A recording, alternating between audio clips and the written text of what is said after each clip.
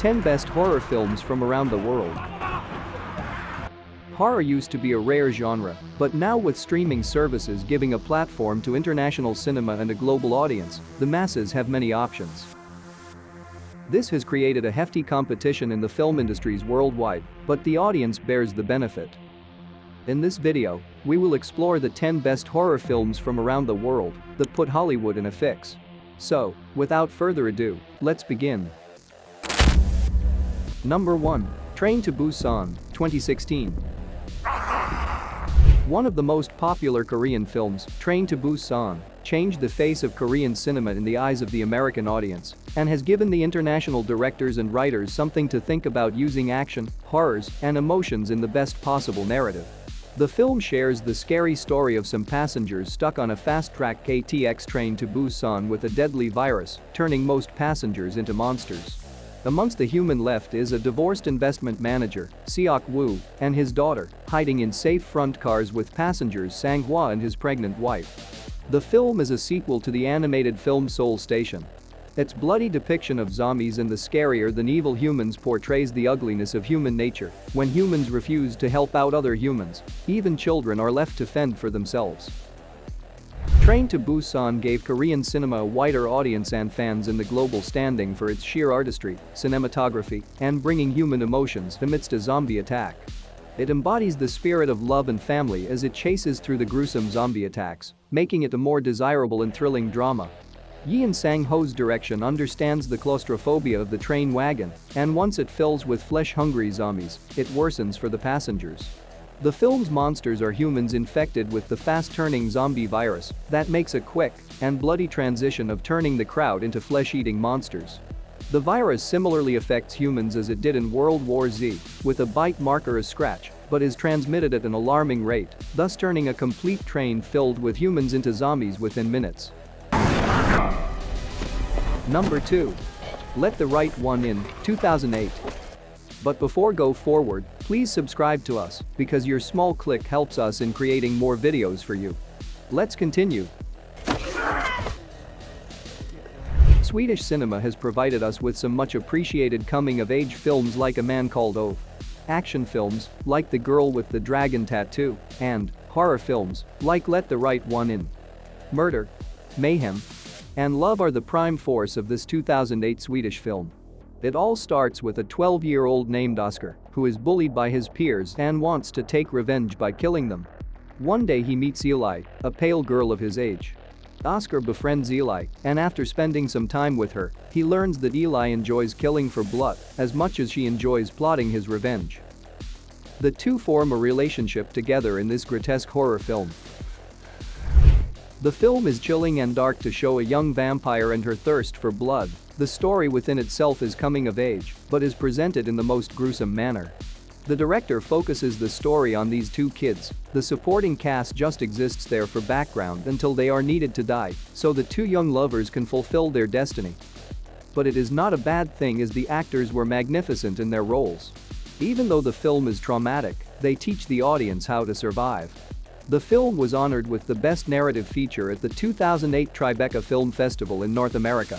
And the American cinema was so impressed with the film they wasted not a moment before announcing an American adaptation of the film directed by Batman director Matt Reeves, titled Let Me In, a PG-13 version of the original Swedish film. The film's climax is something to talk about. All we can say in Morse code is watch it. Number 3. Tumbbad, 2018.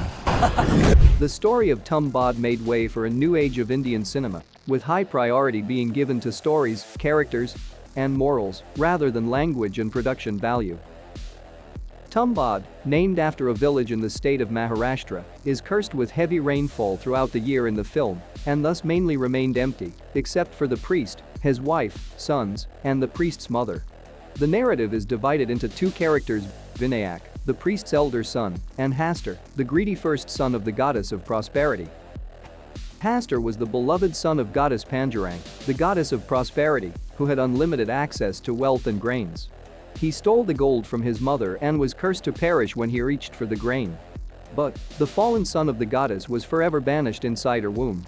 But a village elder found out about it and started to believe that Hastur's curse was his boon.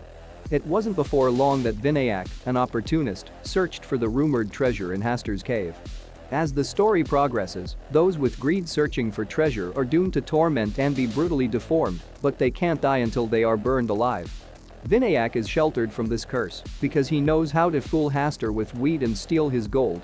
And thus he teaches his son the trick of the trade, which results in horrible consequences. Tumbbad is outstanding with its story, narration, and cinematography. Set in colonial India, it shows the scary chase of survival from various monsters, both human and demigod creatures, and the sins of your past. Tumbbad is a well-crafted masterpiece and has been screened at many international festivals, winning 3 awards for Best Cinematography, Sound Design, and Art Direction at the 64th Filmfare Awards. Number 4. Goodnight Mommy, 2014. The German cinema can be considered the godfather of Gothic cinema, with their first vampire horror film Nosferatu, released in 1922. Since then, German cinema has grown more realistic and approaches New Age horror films that have much more than demons and supernatural creatures. Now, they play with psychological themes. The film picks up slowly with twin brothers Lucas and Elias, greeted by their mother covered in bandages and an abusive attitude toward Elias. The twins believe the woman living with them is an impostor, and to confirm, they get a look at a picture of a woman who looks young, pretty, happy, and doesn't resemble the depressed and tormenting woman who claims to be their mother. One day the twins tie her up in her bedroom to force a confession out of her and burn the house down, quite literally.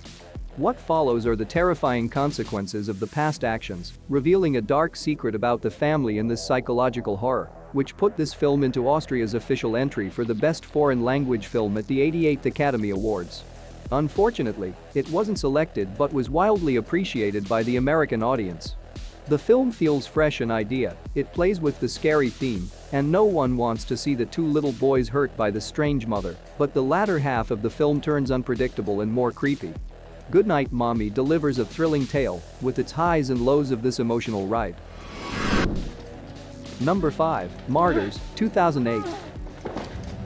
Martyrs is a dark, terrifying cult classic film. It is considered one of the best horror films in the French cinema. It has gained honor for its depiction of the term martyr, when a cult of women believes in torturing young women to reach the transcendent stage and find out how life is after death. The victims often kill themselves because they hear voices. Lucy decides to take revenge upon her victimizers, and she is joined by a victim of abuse, Anna, who wishes to protect Lucy but is dragged into hell herself. The film is a disturbing experience since it attaches itself to the horrible deeds of some ghoulish cults that surfaced back in the day. Lucy's struggle with her ghost, Anna's desperate attempts to protect Lucy, and the discomforting images of tortured women transcended far beyond the realms of horror and have defined the film's narrative. For its bleak and brutal nature, the film was on the brink of a ban in France, but the audience just loved it more for the controversy surrounding the film. Director Pascal Laugier created a cynical masterpiece and gave horror a new identity. Even the mighty fans of the genre were profusely uncomfortable with its premise. Still, the tale and the actress's performance kept them together till the banging climax. Number 6. The Devil's Backbone, 2001. The accessibility of the internet has given the Spanish cinema a larger platform to share their craft, and we are very much impressed with this film. Directed by Guillermo del Toro, a Mexican director known for his movies like Nightmare Alley, Crimson Peak, and The Shape of Water, comes the paranormal horror The Devil's Backbone. The narrative follows a young boy Carlos is sent to an orphanage set up by a husband and wife named Dr. Cáceres and Carmen. The orphanage is situated in the middle of nowhere, and Carlos believes it is haunted and hides a dark secret. Upon connecting with the ghost, Carlos learns the mystery behind the disappearance of an orphan named Santi, who haunts the orphanage. A lot is going on in the film, and it doesn't surround the story, much less impact it in any way. Still, director Guillermo is known for using the magician's trick to distract the audience with a developing plot till the climax brings forth the real trickery, which in itself is a great accomplishment. The film was set during the Spanish Civil War, and along with the paranormal subjects, it shows the repercussions of war on the lives of children left behind by their martyred parents. It even highlights the tension that was quite visible in the country, since the film was released only a few years later of the Spanish Civil War. The signature style of Guillermo's films is that the ghosts are opaque and can be seen clearly, in a white hue. Like Tom Hiddleston's character in Crimson Peak, the director has a definitive style of creating sad but purposeful. Number 7. The Tale of Two Sisters, 2003. In this psychological horror from Korean cinema, Soo-mi, a young girl, returns home to her sister and a tormenting stepmother after spending some time in a mental institution being treated for psychosis and shocks. A Tale of Two Sisters is a story of guilt, grief, and haunting relationships in a gripping structural narrative exploring multiple perspectives of the terrifying events unfolding in their dreams and real life when Soo-mi envisions a ghost of an adolescent girl roaming around the house. The story creates a suffocating and claustrophobic environment for the audience and keeps them on the edge of their seats. It also reflects upon Soo-mi's mental condition in the film, post the demise of her mother. It is horrifying to watch without adding to the trauma she suffered in her own mind. The film effectively delivers a crucial message to the audience in a threatening manner, targeting the audience's psyche to make them realize the importance of mental health awareness. Even though it can be confusing, A Tale of Two Sisters abides by its narrative and shows the sisters' developing bond and the mysterious past relating to their mother's death. The film was highly appreciated in the Busan Film Critics Association's award, winning the Best Cinematography award for the film. The dreadful climax leaves out specific questions in the movie, but it is evident in its message of dealing with mental illnesses and the consequences of childhood traumas. The Uninvited was a 2009 remake of the film, but it regrettably failed to capture the ambience of A Tale of Two Sisters. Number 8. Audition, 1999. While Japanese cinema today has a rich and diverse history and constantly explores old and new film genres, they are best known for its horror and anime productions. Audition is a film that leaves the audience to make their conclusive decision, as it creates great characters, always up to something shady.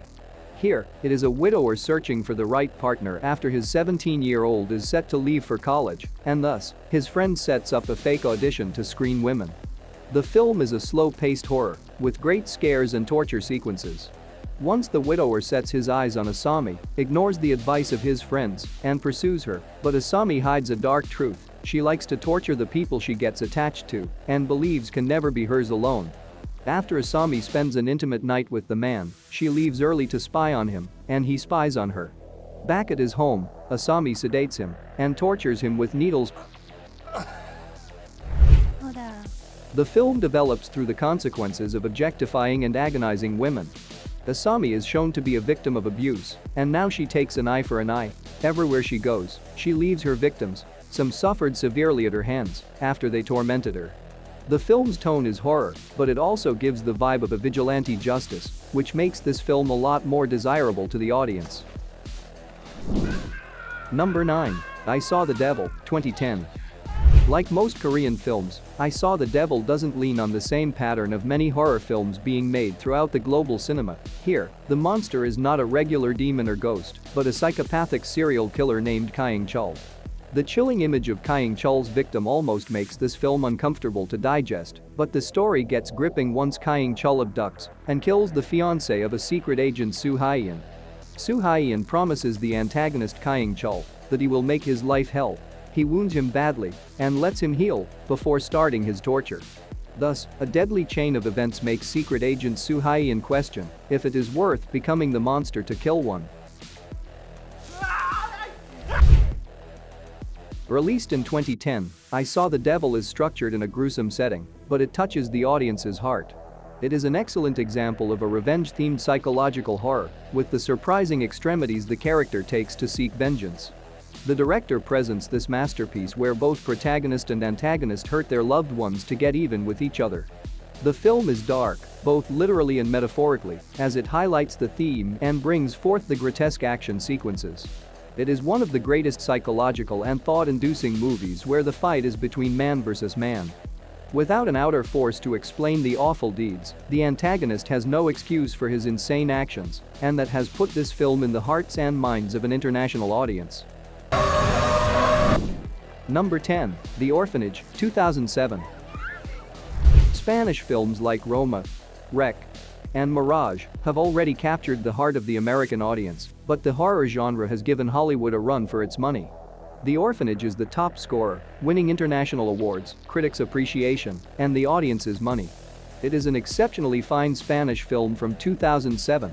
For its intense narrative and emotionally driven story, the film has left a significant imprint in Hollywood.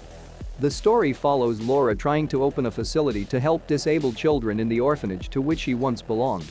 However, soon her adopted son Simon goes missing after a harsh argument with her. He finds out from his imaginary masked friend that he is adopted and will quickly die since Simon is HIV positive. She believes a cynical social worker named Benigna is behind Simon's abduction. Laura is desperate for answers and asks Aurora, a psychic, to search for her son. Elsewhere, the police find out the truth about Benigna and her son, who used to wear a mask due to his facial deformity. From there, Laura must find his son in time. The plot thickens and gets scarier as the clock races, but one could never predict the ending. The film is a mystery propelled by tragically horrifying events that connect Laura's past, the orphanage, and the crazy social worker Benigna.